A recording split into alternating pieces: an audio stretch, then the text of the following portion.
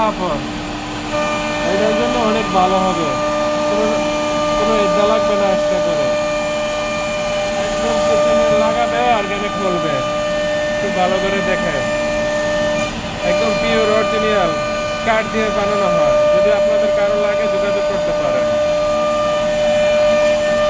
সুন্দর না কস আপনাদের জন্য।